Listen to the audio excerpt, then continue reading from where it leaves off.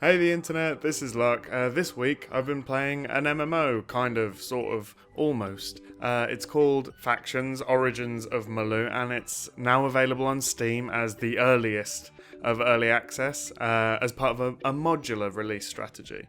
The game has been in development for over 5 years. The original plan was to release in early 2012, before the indie studio making it, Burning Dog Media, decided that the scope they were aiming for was just too big for them to effectively manage.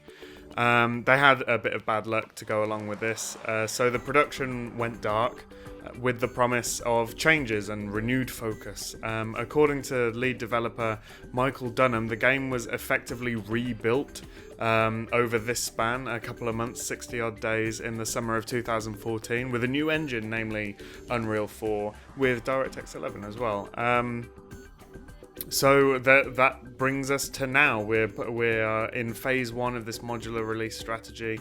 The battlegrounds are available. You can get in and fight people right now. In terms of an independent, unfunded passion project, it's about what you'd expect from that, including being rebuilt over a period of a couple of months. I mean, what's there works in an alpha kind of way. You can see the shape of some of the foundations. Since the Steam release was delayed, I had less time with the game than I would have liked to have. But to be honest, there's not a huge amount to see, and I'm not sure, to be honest, if I could have forced myself to carry on running around the maps for any longer than I did. That sounds really harsh, but that's how I feel. I felt like I was just running around in circles. I don't think the two zones that are available, I don't think they were designed as PvP battlegrounds. To be honest, they're prohibitively large, but they're also quite Warren-like. So I found myself getting lost, and the map doesn't really work, and the map doesn't show your position on it either. So there's a lot of guesswork involved. The zones themselves, though, there's some really nice verticality in the design of them. The art design overall feels very fresh, very vibrant. I particularly like the light effects in the swamp.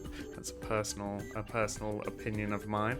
I get the feeling much of the design, especially of setting, is built on weaving different ideas together from a broad spectrum of influences, and I think it works. It's interesting without ever feeling over the top, even in the setting of this sci-fi / fantasy alien world.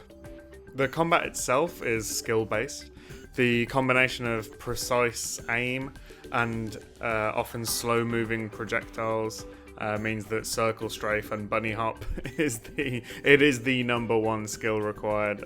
It's very early days, so it's difficult to judge how it'll turn out after a few iterations, but there's so little else going on in the game, it really matters at this point, and it feels as clunky as you would expect it to be this early.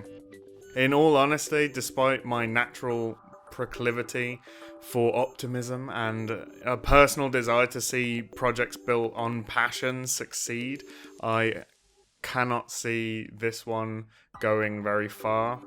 Right now, it's not in a state where a $20 price can be justified. I know that money goes to supporting the project, and if you're really invested in seeing this game come to life, then have at it. I hope I'm wrong.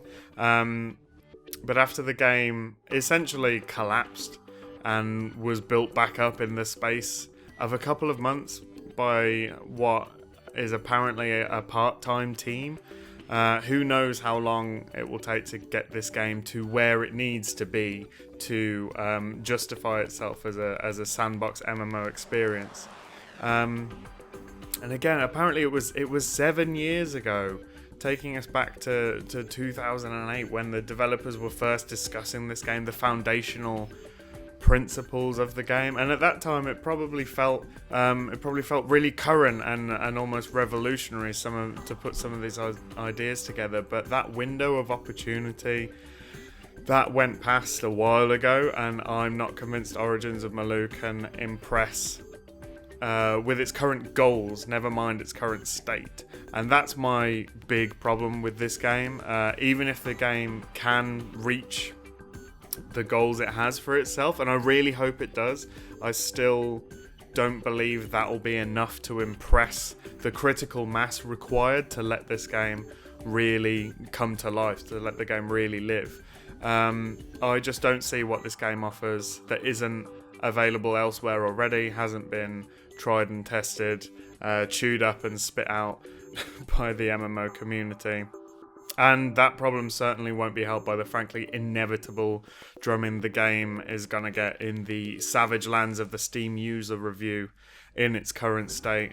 Again, I hope I'm wrong, and I could be proved wrong later this year as the MMO features are rolled out. I will definitely be revisiting it, and I've got my fingers crossed that it blows me away with just the depth of the sandbox world, the immersion of large different environments, being able to build in the open world, being able to hopefully create player-based factions is something I really like the idea of, and I'm looking forward to seeing it all come together.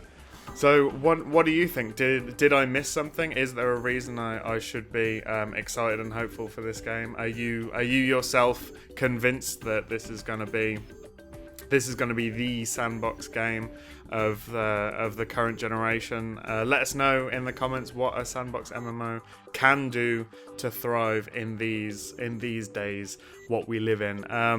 Hit like if you thought this video was useful to you in any way. Maybe subscribe for all manner of delicious things. And thank you very much for watching. As always, cheers. Bye.